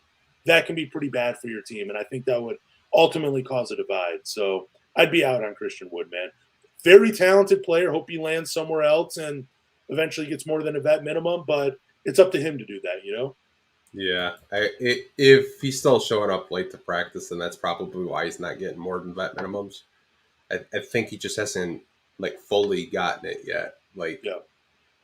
Dallas fans hate him with a passion, and I don't understand why. I thought he had a good season, but apparently they were just kind of over him. But we can move on to another question. Do want to give Dominique a shout out, longtime listener to this channel and this podcast. So shout out to him.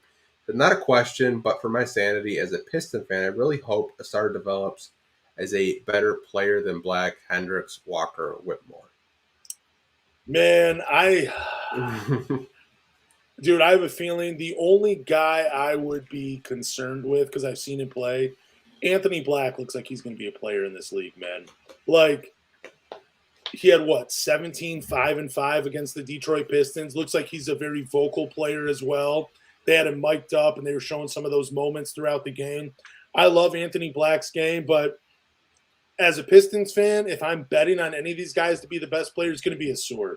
I think eventually there will be some talk of have we even seen Asur's full game because, he's kind of buried offensively behind Cade, Jaden, and Jalen Duren. Kind of I feel like we're going to talk about Asur similar to how they talked about James Harden when he was in OKC. When he was coming off the bench, being the sixth man, and then he goes to Houston. Hopefully that does not happen for Asur. Hopefully he stays in Detroit for a long time and they win, multiple championships, whether it's in in-season tournament or at the end of the season. I just hope it happens. But, yeah, Dominique, I'm just going to say, I think you can rest easy knowing Asur is going to be a very good player in this league. Yeah, I think I get what Dominique is saying for his sanity, because you see the people that talk about Halliburton and Killian in that conversation. I get what he's saying. I think for your sanity, I think Asura will be one of the better players out of this draft class. I don't know if he's going to be better than all these players that you had mentioned. Anthony Black looked really nice in Orlando. Taylor Hendricks looked pretty good. Jarace Walker, good. Whitmore today looked like a guy that hated the Pistons. He was just dunking everything. First quarter, he was just going nuts. But I get what he's saying. For his sanity, I need him just to prove all the doubters and the haters wrong. We'll see what happens, but I think Asor is going to be a fairly good player. What was the question, Cameron? I asked a question about Cade and Ivy for Lance. Whoa. You got to tell us what yeah. Hang on, I got this. Let me just pull this up. I meant to put this in the prep sheet. That's my bad, Cameron. Man, let me find this again. There's so much that's on my Twitter right now. Let me see if I can find this on my phone because I think I bookmarked it. Was it a certain question about them playing together or something? Yeah, it was. I just want to make sure I'm getting it right. Just give me like a few seconds. Pull up another question real quick, and I will find this and bring it up because I really did love the question by Cameron, man. I really do appreciate that. Okay, well, we'll come back to your question in a second, Cameron. Want to get to other people that are watching that did ask questions. Case Crack, another OG on this channel. Shout out to him, and I love his profile picture. I think it's Dog the Bounty Hunter. I don't know. I don't have my glasses. Dude, it is definitely Dog the Bounty Hunter. I think it is Dog the Bounty Hunter. Is Stu the starting four? Harris taking Sewer's minutes. I think as of right now, Isaiah Stewart would be your power forward. As for Harris taking Swear Thompson's minutes, I don't know. Like Harris, to me, I really don't know whether he's going to be a backup shooting guard or a backup small forward because he did play both in Brooklyn. I think that's hard. I don't know. I think it just depends. But to give you an answer, I could see Harris playing backup small forward minutes and maybe taking a few of Asar's minutes. But I still think Asar will get time when the Pistons do want to get more defensive because Harris isn't like a lockdown defender, but he's passable. But that's just my take on it. I don't know what your take on it would be. No, I could see. I was pulling something up about Joe Harris while I'm looking for this too, but one second. Sorry, I bookmarked so many things for this. I was reading an article about Joe Harris where he actually played some minutes, and people are going to hate me saying this because he's only 6'6", but he did play 42% of his minutes at the power forward spot. He even played 6% of his minutes this past season at the 5 spot. So again, I've been saying this a lot on the podcast. I think you're going to see some creative lineups, and I think we're going to see Harris moved all over the place. I don't think he's going to be a 30-minute per guy, but I wouldn't be surprised if he was getting around 20 minutes per game because Asar, from what we've seen in Summer League, you can honestly probably play him 1 through 4. I think he's going to get minutes all over the floor, just like Cade, just like Bojan, just like Isaiah Livers. Like these guys they're multi-tools offense and defensively, man. You can do a lot of creative things with the current guys on this roster, but I really don't see Harris taking minutes from Asar. I think Asar is going to get as many minutes as he can handle, and I think right now Isaiah Stewart is the starting 4, but I wouldn't be surprised if you see Asar starting at the 3 and Bojan starting at the 4 to start the season. Because if I was a coach, I would want to be so creative with the lineup and try to put as much shooting out there for Asar, for Cade, and for Jaden Ivey, and Bojan, and now even Duren. They kind of do that for you. Yeah, I just don't know like where they're going to put Harris at. I think Asar is going to get a solid 10 to 15 minutes a night because you just want to see what's there, and I think his defense is needed and playmaking. I thought his playmaking is something that really stood out his first 2 games, just his ability to – if there's 3 people, I think he made a play to Marcus Sasser today. It was his only 3 points. He had about 4 people on him, and he found Sasser in the corner, and Sasser knocked on a 3. So, I don't know. Harris just might be a guy that might not play a lot, and I know that sounds crazy, but yeah, I can see that world too, where he doesn't play a lot of minutes, but he is I just think like, man, I still think 20 minutes is a fair amount for Joe Harris. Like, but I also see those games where if he's cooking from the 3-point line, he'll get heavy minutes, man. Like, I think so, but only time will tell. But here's Cameron's question, man. Okay, hold on. He said, just to play devil's advocate, so Monty has the 0.5 offense. Does that align with Cade's strengths? Because Cade is slower and more methodical with the ball and he needs to process the game. And then Jaden, on the other hand, is fast and furious. He fits more with that lead, with what a lead guard needs to do in Monty's scheme. Cade fits more in Casey's scheme as a lead guard, and Jalen fits more with what Monty needs in a lead guard. So I'm assuming the question, how I interpret it as, do both of these guys fit in Monty's offense, or does just one of them fit in Monty's offense? I think Cade is coachable, but to answer his question, I think Jaden Ivey is more of that prototypical guard that can play the 0.5 offense. Yeah. But I think Cade can play fast if you need him to play fast. We've just seen him play slow because that's what, Dwayne Casey was telling him to do. Like, just going out there and being himself. But I don't want to say that Cade can't adapt. I think all these players can adapt. It's going to just take a couple of months for them to learn his system. I don't think they're going to come out the gate, winning 15 games straight. I think it's going to take them a few months to get used to his sets, get used to all the new vets on this team. But I don't know. That's a hard question to answer in July when I haven't seen Monty Williams actually coach the Pistons. I've only seen Jarrett Jack coach in the Summer League. But I also think the 0.5 offense is, you have, at least the way I interpret it as, you have half a second with the ball to make a decision. Like, I need guys that are smart and decisive with the ball. Either you're going to shoot it, pass it, or drive it. And I think both players are smart enough to play within that system. Cade is going to make quick reads, and he's going to be quicker with the ball. It's not necessarily just an athletic thing. It's like, what do you do with the ball? Like, and my other point to Cameron, I tweeted him out, was like, Cade has been compared to Chris Paul, and he thrived in Monty's offense. He looked good in Monty's offense, and I think Cade will as well. I just don't think it's always about the athleticism and how fast the player moves. I think it's how they process the game and whether they can process it fast enough to be in the 0.5. And I think Cade is a smart enough player to do that. Yeah. Like, when I look at Dwayne Casey's offense, it was just a bunch of isolations and just kind of figuring it out, putting stuff together. But I do think that Cade can, learn the 0.5 offense. He's a very smart basketball player.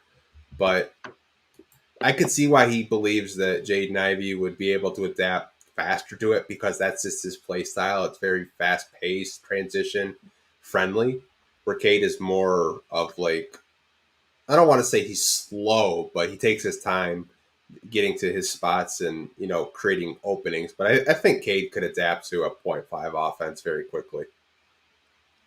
Yeah, I think they're both going to thrive in it. I really do. Yeah, same here. Like, I think Monty's offense will definitely help them out a lot. This is a question that, we already answered that. Who's the starting forward? We've talked about who's going to be the power forward so much on this podcast. It's kind of crazy. We'll do one more question because it's almost 11 o'clock at night. I know you got to be places and wake up for work. So this is a question from Facebook from Maurice, if he is still watching. He said, Houston paid Udoka $28 million for 4 years, and we paid Monty $80 million. Rockets might make the play-in or playoffs this season. Do you think we overpaid and made the right move? I think Houston probably would have paid Udoka more money, but I think he's still getting paid by the Boston Celtics, so they were able to kind of get a more friendly deal. But either way, it doesn't hurt the cap. I don't think the Pistons overpaid, and I do think they made the right move because we've talked about it before. Monty Williams he turned the Phoenix Suns from a 19-win team to an NBA Finals contender. You know what I mean? He helped develop games like Devin Booker, DeAndre Ayton, Mikal Bridges, Cameron Johnson. Cameron Payne was out of the league, it seemed like, and with one foot out the door, I should say, and he became a serviceable backup point guard where now he's making consistent money. I think Monty was the right choice. I think Udoka was the right choice for Houston as well. Where I think Houston overspent was Fred VanVleet, even though they needed a point guard. and Dylan Brooks, who I think is getting $84 million over 4 years. That is quite a bit of money to be paying a guy that probably ultimately comes off your bench, because I don't see him starting over Jalen Green or Kevin Porter Jr. So I think where Houston made the mistake is that they rushed their rebuild, and Detroit is being a little bit more patient with it. Yeah, I do want to talk about the coaching money, because I think some people need to know that the coaches get paid by the owners. It doesn't go with the salary cap. The salary cap is a salary cap. Now, Houston did pay a whole lot of money. They paid Dylan Brooks a whole lot of money. They paid Fred VanVleet. They paid the Suns backup center a whole lot of money. Now, whether they make the plan or not, that's debatable. If you look at Fred VanVleet and Dylan Brooks, they are not efficient shooters. They're chuckers. Now, when the ball goes in, the ball goes in. They look great. But I don't know if Houston can make the play-in in a stacked Western Conference. I mean, you got teams like the Pelicans. To me, I think if Zion's healthy, they have a better core, in my opinion. I think making the play-in in the West is a lot harder than making the play-in in the East. I think Houston had a big splash getting Fred VanVleet and Dylan Brooks, but I don't know if they're going to jump the Pistons of getting into the play-in first. I think the Pistons have a lot of work to do. I think the play-in should be the goal for this season for the Pistons, but I just think we didn't really have to overpay to get free agents. Like, we could have, just targeted players that fit our system, but again, Troy Weaver doesn't really use cap space in free agency. We know that he likes to use trades for his cap space, and I think Pistons fans should expect that going into next season when they have a crap load of cap space projected. I don't know. It's just I think the Fred VanVleet contract was a lot. I think they overpaid for him, in my opinion. I think Dylan Brooks is a damn good player, but I just saw today from Woj that we thought it was $80 million. It can go all the way up to $90 million now with incentives. Wow. Okay. So, I mean, making the play in the West is going to be a tough goal for them, even with the new head coach and other, young players and the vets that they did have. But we'll see what happens. Yeah, I'm not I'd rather have the moves that Troy Weaver made. You got a bargain in Monte Morris, who's also coming off the books. You got, it seems like a lot to pay Joe Harris, because we don't even know how many minutes he's going to get playing behind or wherever he's going to play with the Detroit Pistons. But it's also $19 million coming off the books at the end of the season. I would rather have those contracts and those bargains than being stuck for 4 years with Dylan Brooks, who is a good player. Don't get me wrong. It's just he's probably coming off of Houston's bench. You know what I'm saying? Like, I don't know where he starts unless, you want to put Kevin Porter, you want to bring Kevin Porter off the bench, or you're going to trade Jalen Green, which would be crazy. I just don't. That's just a lot of money to, for what he does and how inefficient he is offensively. That's just a lot of money to give him. I know he's an all-NBA defensive team member. I believe he made all-defensive second team. It's still just a lot of money to give a player, though, for who he is.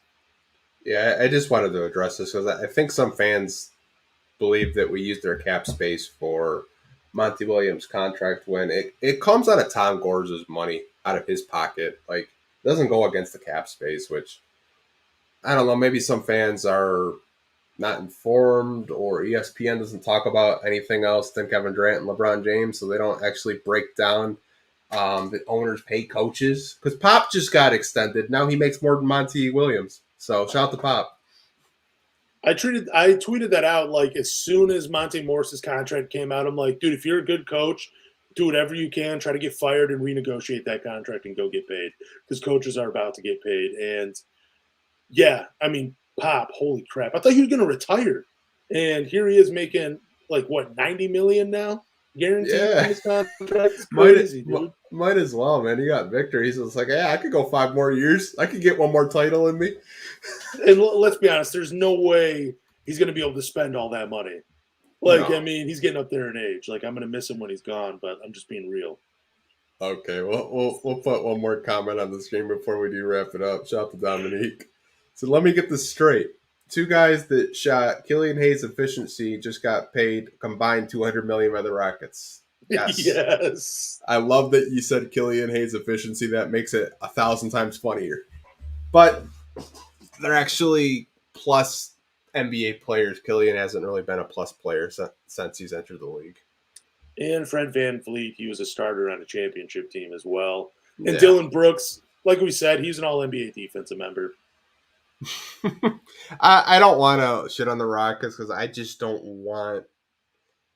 I They're try to our keep rivals. it. I try to keep it cool and respectful. I try not to. You see the people on Pistons Twitter that posted all the Jalen Green videos.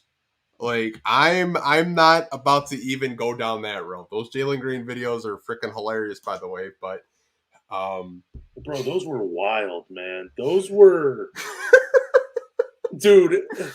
Is he? I don't even know, man. That is just. Yeah, I can't even get into that. I mean, I saw Kwame Brown react to it, and you know, if Kwame Brown reacts to a video, you know you're in trouble.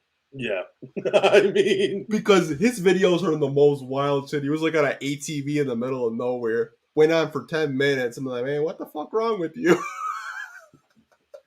That was, yeah. I think they were younger in those videos, but still, it's still weird, bro. Yeah, man. Weird. Like, I don't know, man. Like people said, glad we drafted Cade. Glad we drafted Cade.